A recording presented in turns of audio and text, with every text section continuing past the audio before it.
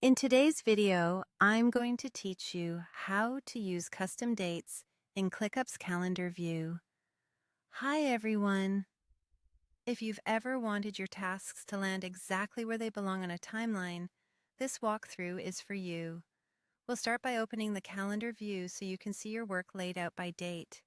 From your workspace navigation, head to the correct space, then into the folder, and finally into the list that contains the tasks you want to schedule.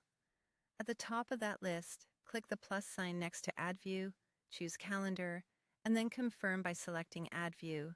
Your task will now display in a calendar format. Next, open the task you want to assign a custom date to. In the calendar view, simply click the task card on the day it's currently sitting on. Inside the task window, locate the start date and due date fields.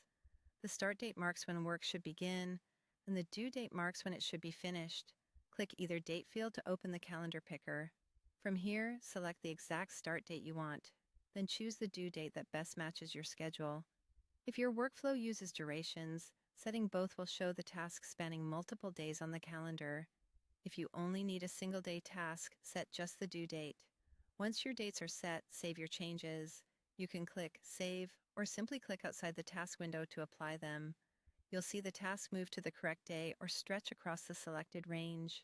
If you need to fine-tune timing on the fly, drag and drop the task to a new day, and ClickUp will automatically adjust the dates behind the scenes. This is ideal when you're juggling priorities and want a quicker way to shift schedules without diving back into the task details. Remember, start date and due date work together. The start date helps you communicate when work begins, while the due date keeps delivery on track.